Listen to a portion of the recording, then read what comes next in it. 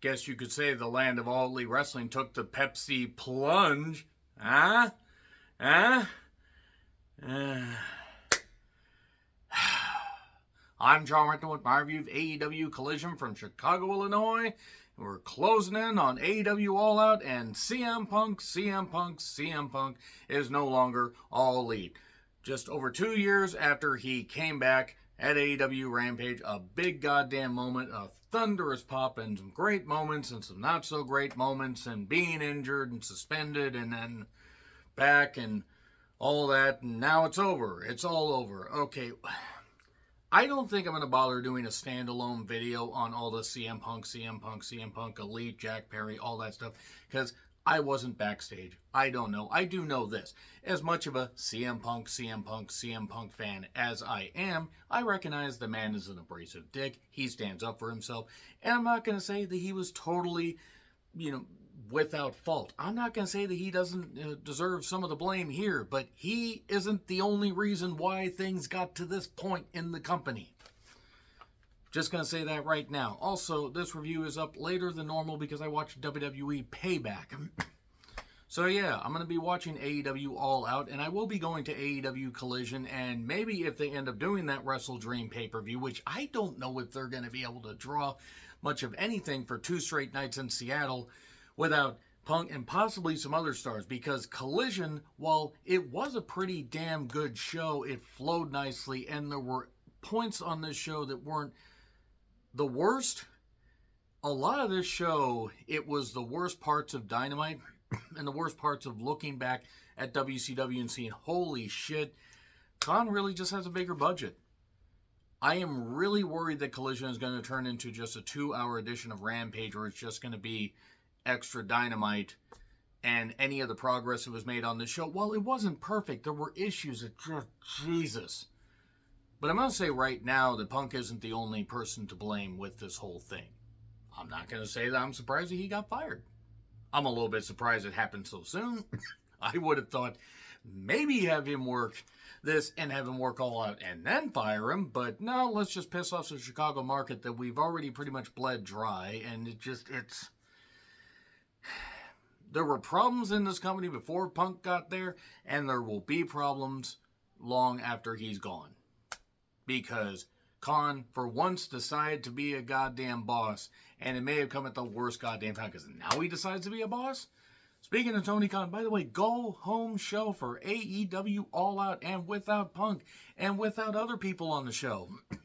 So Tony Khan makes an announcement.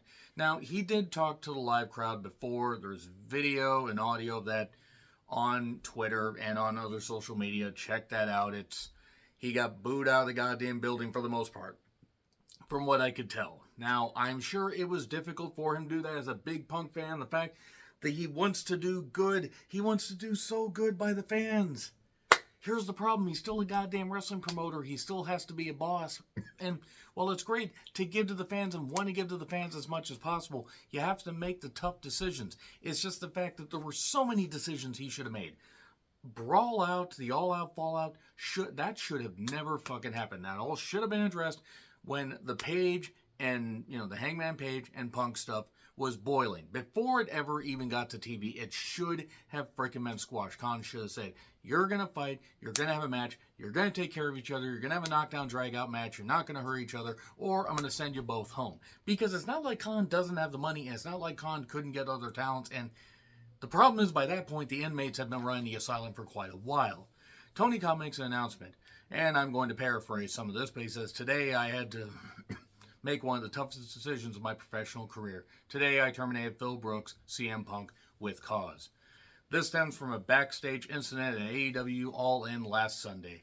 The incident was regrettable, and it, basically it endangered a lot of people backstage. That includes production staff and people who put the show together, innocent people who had nothing to do with it. And it's like, I have been going to wrestling shows for 30 years. I've been producing them on this network for nearly 4 years.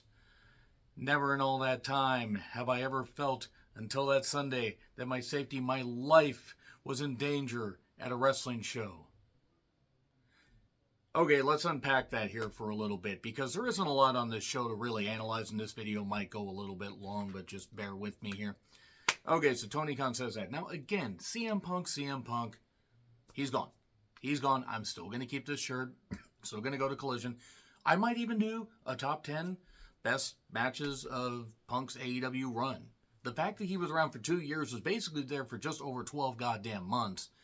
And yeah, they gave him Collision, and he still wasn't able, I guess, to play ball, but at the same goddamn time, there were still sharks in the goddamn water that smelled blood. The Elite ain't exactly the, great people that fans prop them up to be. Jericho ain't either.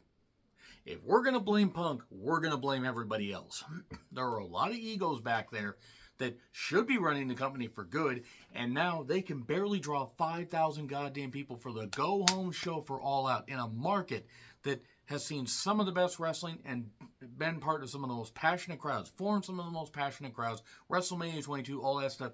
So many great goddamn moments in Chicago, going back to the 50s, going back to all that. So many great moments. And now All Out looks to be kind of a B pay-per-view. I'm still going to order it as it is. But the biggest issue I have with all of this, everything should have been squashed. If he was worried that Punk wasn't going to be able to come back and wasn't going to be able to play ball, pay him the length of his contract, buy him out, pay him 70% of his contract, and you could have just sent him home. And then Collision wouldn't have had to have happened, because now Collision is going to end up being just like Rampage. In fact, I don't know if the TV rights deals have been renegotiated. I don't know if they got a boost. I don't know what's actually going on with that. But they want to produce more television, produce more pay-per-views, and their ratings have stagnated. Collision has dropped to a goddamn pit. Rampage, almost nobody watches Rampage, and there have been some good matches on Rampage. They had a Championship Friday episode that I ended up reviewing, and a couple of others that weren't all that bad. The thing is, Rampage has this stigma of just basically being like WCW Saturday Night or WWF/WWE Velocity Sunday Night Heat. And Khan continued talking about the fact that it was a recommendation of a committee that this happened. It was a unanimous decision, it was all that, and that, that Punk did a lot of good. He did a lot of good for the company and everything, but oh no, it was something that needed to happen. It was something that needed to happen because, I don't know, maybe the network told him to do this.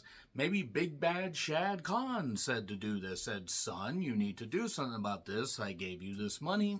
You've made some money back, but you need to be smarter about this. You need to be a man. I mean, I don't know. I don't know what actually happened. And I don't know what happened. I don't know if Jack Perry and CM Punk were throwing monitors, and Punk and Jack Perry ended up burying Tony Khan under a whole bunch of stuff or whatever. Maybe his stash was on one of the monitors, and that's why he was pissed. I don't really know what happened. But I will tell you this. Jack Perry came across like a petulant goddamn child, and the only reason he's not going to be fired is because of who his friends are. And he's going to be goddamn lucky to see, a wrestling ring by the time he's 30, because he really doesn't have the ability to understand that he should do certain things at certain points and not go through all this class and not do all this stuff, because you can do the stunt work in movies. You can't really do it in one take in wrestling, because that ends up hurting a whole lot. Jack Perry has come across like a goddamn idiot. The Bucks, especially, they didn't want Punk. No, they wanted to have all their friends.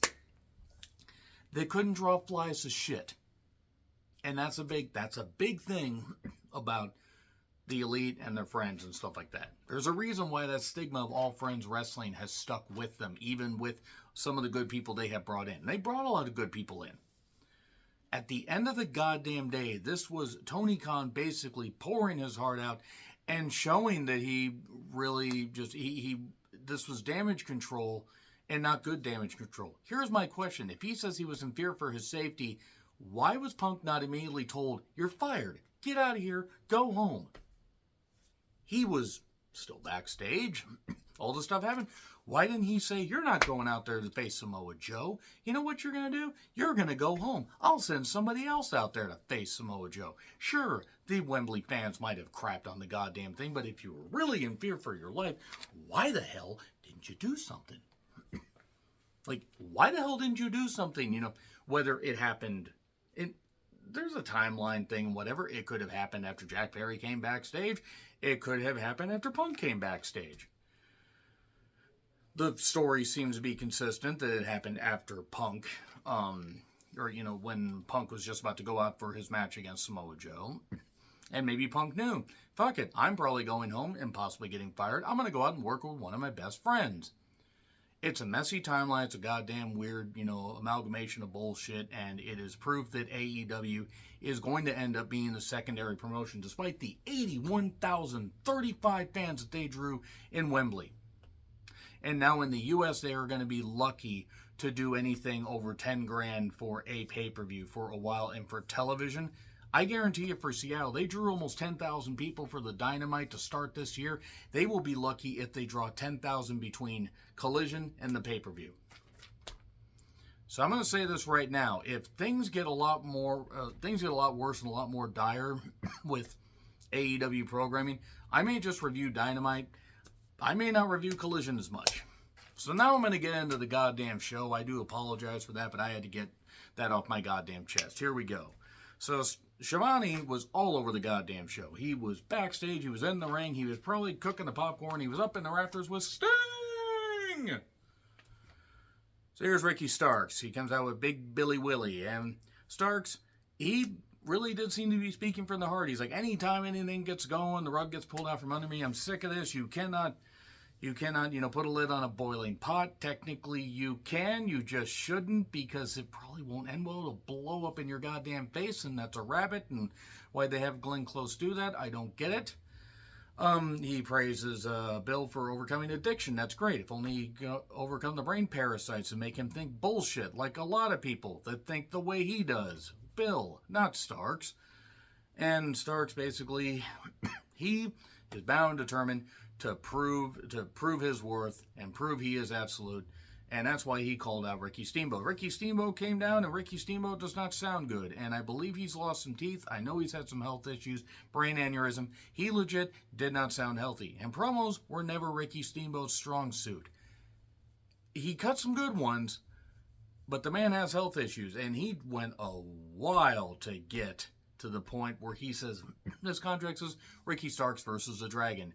They called me Ricky the Dragon Steamboat, and they also know this man, and it's Bryan Danielson. He's back mere days after AEW All In. I guess they couldn't have him versus Nigel. That's disappointing. Maybe they could do it next year, assuming that the Wembley show doesn't go tits up by then.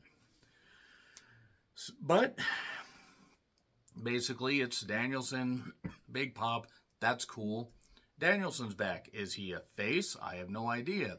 And Stark says, if this is the bed that, is being built for me, then I'm going to make sure I get real comfortable. Or if this is the bed I'm laying in, I'm going to make sure I'm real comfortable. He said a lot of words. There was a lot of talking on this show. Moxley then talked about breaking down Cassidy and breaking down his soul. And that he's a technician of the highest order. Stop bleeding using forks and using weapons then. Because you can wrestle, you just refuse to. And then Caster rapped and Ballsack got bleeped. The Acclaimed and Billy took on Garcia in 2.0 for the trios titles. And a little bit later, the Acclaimed won. I have nothing against Garcia as far as technical ability. I don't find him interesting. I don't find the former 2.0 Magic and Menard or whatever the hell their goddamn names are. I don't care. One funny point where Billy hit Magic with his dick. It's the magic dick. He's a magic dick, mama. Ah. So anyway, yeah, they won. They won with the mic drop. It was all right. And then the Dark Order cut a promo about how they're going to win the Ring of Honor tag titles. Dear God in heaven, just boil me alive if they do. Don't. That would be bad. Shivani is backstage with Starks again and Big Bill. Apparently they were running a very light crew, but then again, some people were ready for the pay-per-view. And I know that Tony Khan has given some people time to be off, I believe, the upcoming Dynamite, when I believe is the wake for Bray Wyatt, Wyndham Rotunda, and that's good. And whoever takes the time off, nobody should be faulted if they want to take the time off, because I knew him to mourn. Let's support them the best way possible. Let's support them in the best way as human beings, understanding we can be wrestling fans But these are humans that feel loss, feel hurt, feel pain, feel elation. If they need to mourn, they need to mourn. Then Aussie Open took on Nick Wayne and Commander. And I like Nick Wayne. I like that Nick Wayne's getting more TV time. I actually watched the tag match that he had with the Viking Man Can, and he does a bunch of flips and some more flips. But I'm glad Nick Wayne's getting more programming time. That's good. Aussie Open, they're good. They're a good tag team. There was a cutter for two. Looked like we were going to end the match early. We didn't. This was all right. There was a stuffed pile driver.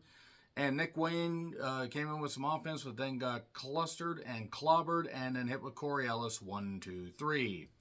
And then Shivani's with Nick Wayne. Shivani must have been getting all kinds of cardio tonight.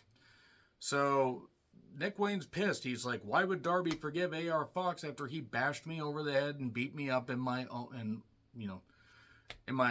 garage? That's a good point. He has a reason to be upset. And then Darby shows up and says, I burned that bridge with your father. I wasn't able to repair it before your father died. I don't want to do the same thing with A.R. Fox. I don't want to live with this hate. And I hope that you can find it in your heart to forgive him. This guy that bashed you over the head and committed several crimes in your home. But forgive him. It's fine. They're trying to make sense of this. And Nick is the only one being logical. I mean, yes, Darby, talking about not carrying hate in your heart. Sure. But then Christian shows up. Talks about sliding in Nick's mom's DMs. Yes, his mom is a very good-looking woman. I've met her. She is very sweet and she is very nice. She's very kind. She's very tall as well. Let's appreciate the fact that she has helped, continue to watch her son grow and that she's helped inspire him and that she gets to watch her son live his dream and carry on his father's legacy. Let's enjoy that. And Nick, love Nick. Great kid. Talked to him multiple times at indie shows.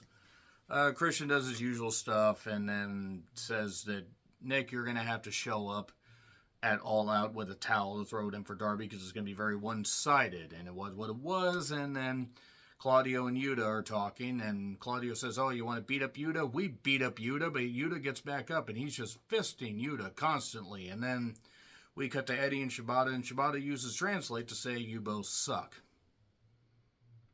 Well, that's a match that's certainly going to happen on the pay-per-view. And there is no need to have Saraya, Defender of Abuserverse here. Ruby is trying to make this work, but Ruby seems checked out. Ruby has been there for 2 goddamn years and has not felt important in at least a year. Shivani, again, I love Shivani. He's good as the announcer, or good as the commentator, or the interviewer, rather. He's okay as a commentator at times. Gives me WCW Jim Crockett Promotions vibes. Here's Dennis Rodman. Do you believe, raise your hand if you believe that Dennis Rodman had a goddamn clue what planet he was on at this point. And Rodman barely gets any words out. Here comes Team TNA. Dear God, WCW never died. It was just reborn. Karen has no business being on a goddamn program, and I want her arrested for stealing money from Tony Khan. But then again, if Tony Khan's going to give her a payoff, you know what? He's probably just going to keep setting fire to money, so what the fuck do I know? Rodman, they did really bad comedy, really bad stuff. Jeff Jarrett was saying a bunch of stuff. None of this worked. This was one of the worst segments that AEW or WWE has put on a television program all year. Because this went long. This kept going. And then the Acclaim show up. Rodman's going to be in their corner at All Out. Okay. Shane Taylor pre-tape. Ring of Honor clips. I look forward to seeing what Shane Taylor can do since I really haven't seen much of his work. Joe says that this week has been turbulent to say the week and the Jackals are coming out to feast. Probably referring to the dirt sheets in all honesty. That's why I basically just tried to put my opinions here as far as with Khan's words. And I tried not to be one of those doing stuff for clicks and everything because I'm just giving you my opinions. Because I wasn't there. I'm glad Samoa Joe is still on this program because I love Samoa Joe. And that he will end Shane Taylor.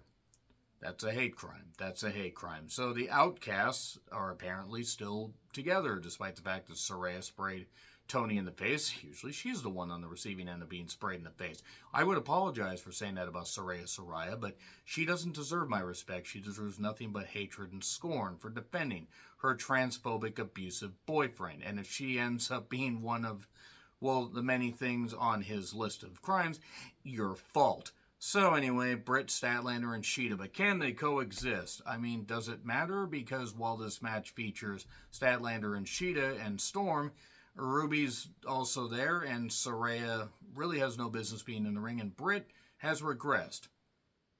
It's astonishing. So at one point, Tony accidentally hits Saraya, like Saraya isn't used to getting impacted on her throat. And then we get the spray to Britt and a kick, 1, 2, 3. Here's Adam Cole reading tweets from MJF, or posts or text from MJF about the Dark Order. Statlander, Ruby, and Saraya yell. Saraya calls Statlander a bitch, and honestly, watching somebody that's like a drinking bird try to do something is hilarious. It's Saraya, that's who I'm talking about. Hobbs against a guy named GPA. Took me longer to say those names than it took for this match to end, and then Miro and Hobbs brawl briefly. And then more matches added for All Out. An over-budget charity battle royal where the winner gets to donate $50,000 to a charity of their choosing. I mean, okay, that's fine, I guess. I mean, I'm all for people getting on the card. I mean, I guess for charity, I don't know. 6-woman tag. I think Athena's in it. Sky Blue's in it. Other people are in it. And then we get the main card rundown. Trios match. The Acclaimed versus Team TNA is going to be on the 0 hour. So adjust your schedules accordingly and adjust your sleep schedules accordingly. Pretty much just, if you miss a 0 hour, I don't think you're going to miss much. And then we get a Callis pre-tape, because I need to hear Don Callis on this program anymore when he's a creep and needs to be in jail for what he did to Scarlett and others. Look it up, folks. NDAs don't hide everything. Cassidy pre-tape. Why they're letting Cassidy cut promos, I don't know. Jax.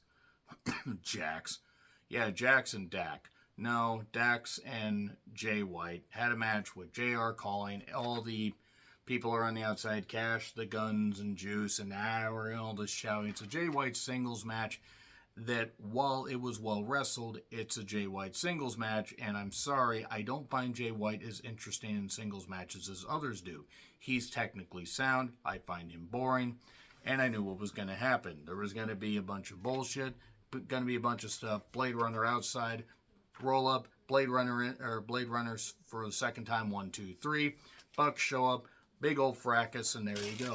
Longest Collision review that I've ended up doing, and this is the last long Collision review I do unless something substantial happens. So, I will be here for All Out. I'm going to gauge what's going on with AEW programming going forward after that. And once Collision and Wrestle Dream, if I end up going to it, end up happening, then I'll really figure out what I'm going to do with AEW programming going forward, because it's not just Punk. I've been reaching my breaking point with some of their stuff, like I've been reaching breaking point with some WWE stuff. I love wrestling. I don't love the direction that some of the show is going. And things need to change, because AEW might not be able to be salvaged as far as drawing and building things back up, because they got a lot of older talents they need to address. A lot of things going on here, but nevertheless, that's it. We'll talk about it all out. Let me know your thoughts in the comments. Like, share, subscribe, Twitter handle in the description. I'm John Ricklin. I'll see you soon.